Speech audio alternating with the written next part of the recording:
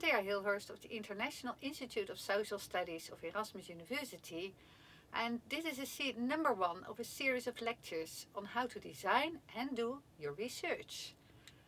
And this lecture is about consistency in research, and I will also give you some tips on how to write the introduction to your research proposal and the research questions. Let's get started. Now let's first ask this question: what makes a research paper convincing? Now, when I grew up, I always had this idea about research that it provides evidence and then we finally know the truth about a question we have.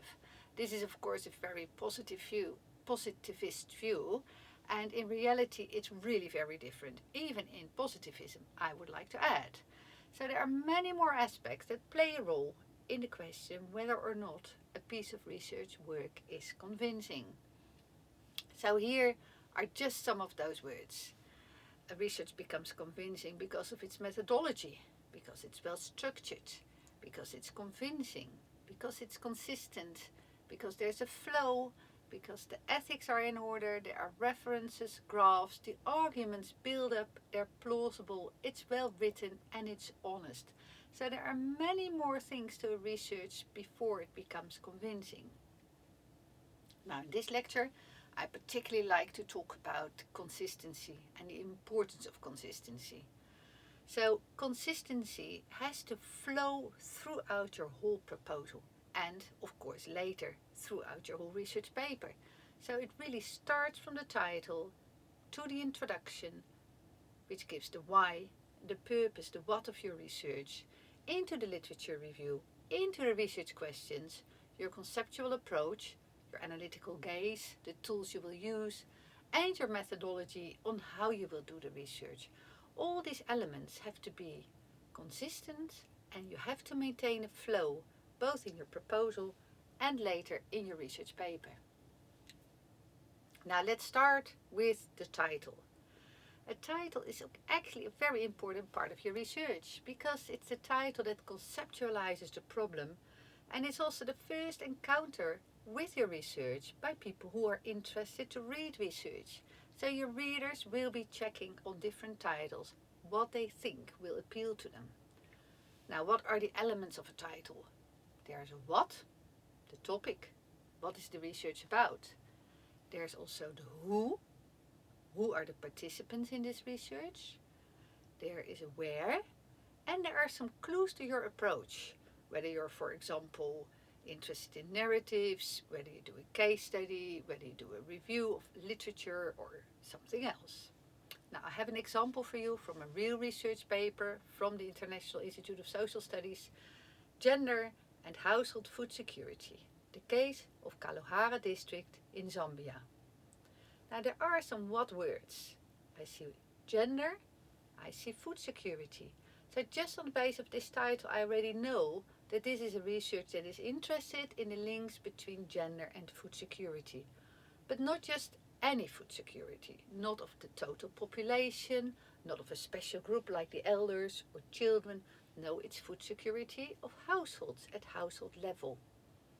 And I know where it is, in Kalahari district. Perhaps there's a bigger ambition to the research, but it will talk about this particular district.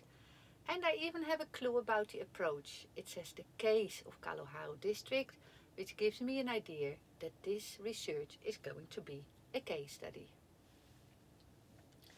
Now, after the title, we get our introduction, or the problem statement of the research. The introduction of your research paper, your research design as well, clarifies the purpose of your report or your research. Why is it worth doing? It motivates your research. It responds to the questions, so what? Who cares if I will do this research or not? It will also summarize how your research relates to what has already been done before. You summarize what exists, you identify what is missing, and hence you show how your work contributes. What is the theoretical and or empirical and or policy justification of your research? And the latter is also important, because mind you, when I say motivate your research, so what? Who cares? That may sound very applied, that it's only research when it solves a real problem. But that's not true. It could be very well, if you are very theoretically interested, that you say, who cares? My fellow academics, because there's something wrong with a particular theory and I want to show it should be done differently. So this question applies for all types of research, whether it's theoretical, empirical, policy oriented. You always have to say, so what? Who cares? Now in this part, the summary, it is really a summary.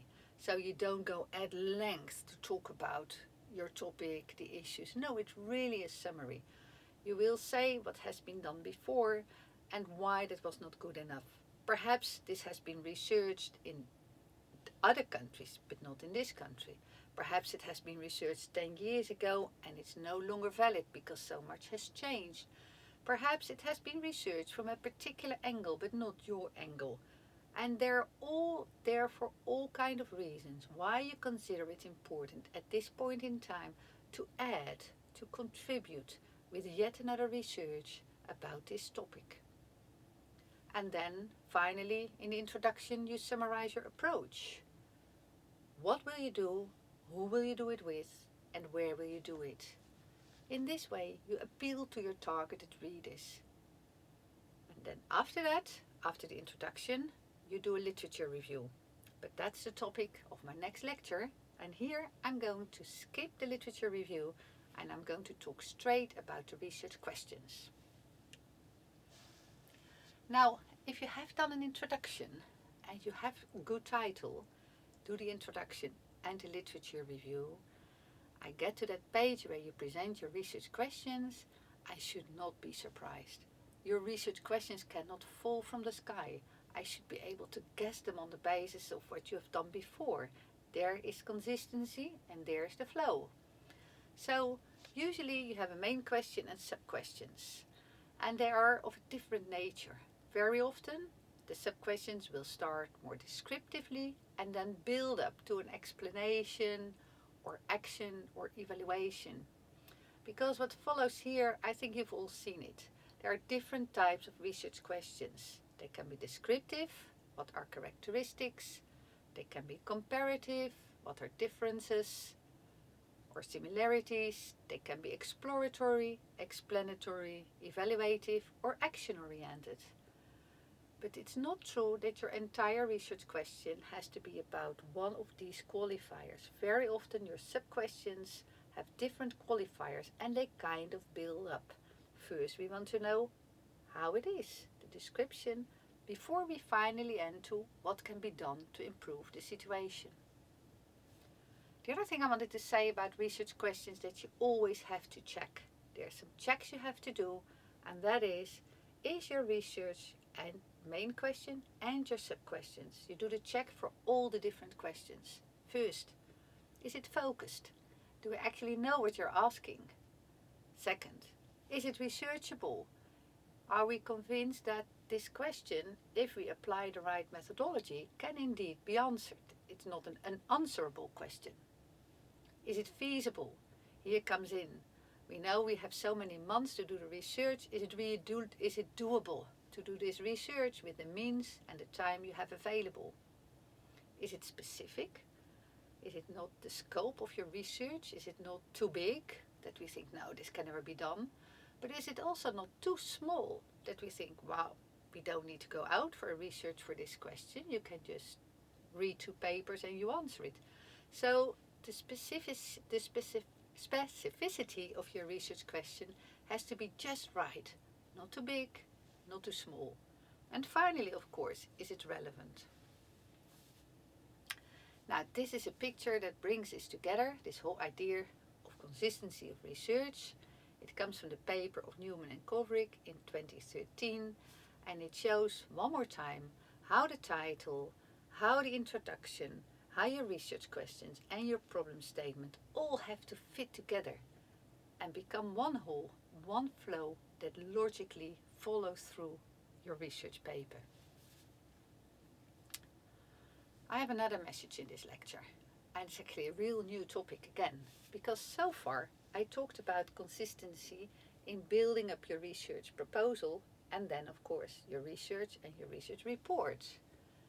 But there's another type of consistency that I like to draw your attention to, and that is consistency in language.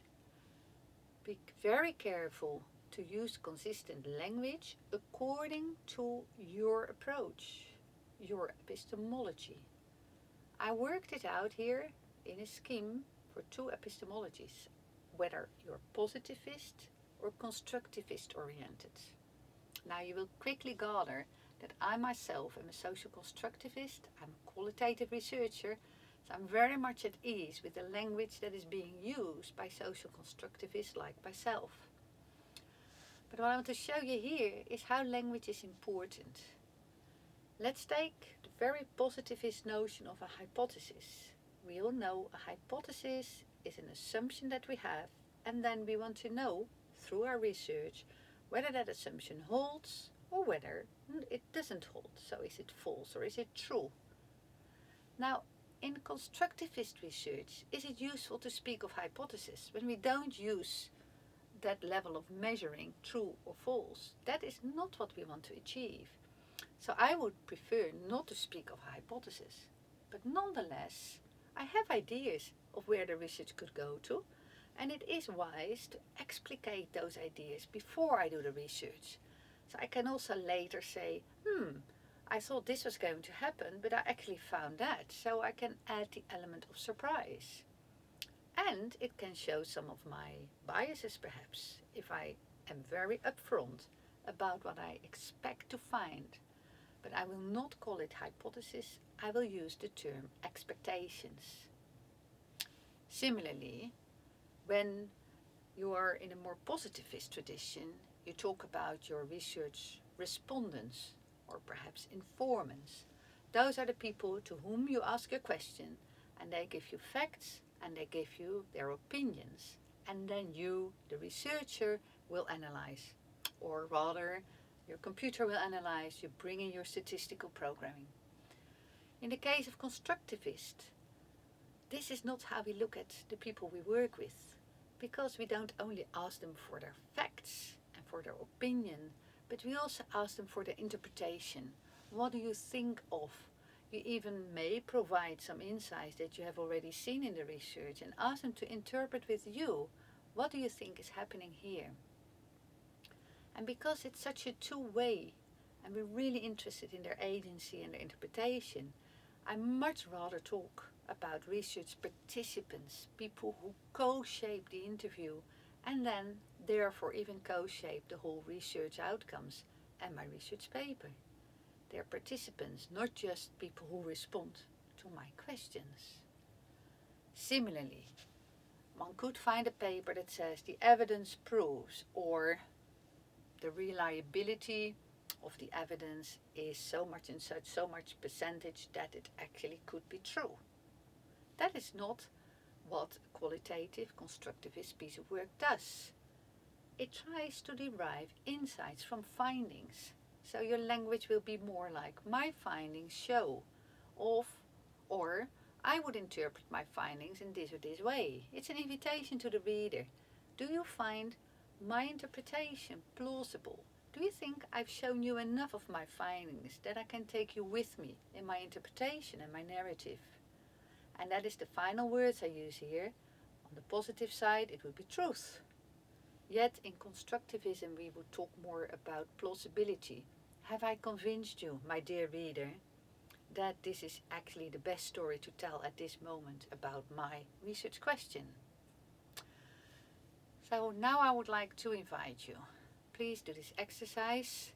Tell me first, what is your approach? Perhaps you want to specify you're a constructivist, but maybe you specify that you're action-oriented. Maybe you're a feminist researcher. Now, what would be the vocabulary and the concepts and the language that you will like to use, and how you can use that consistently throughout your research paper and your design? You don't just declare yourself, I'm a feminist researcher, but your language throughout the paper is consistent with that choice. Alright, my friends, this was already the end of the first lecture. I hope you will join the next lecture too.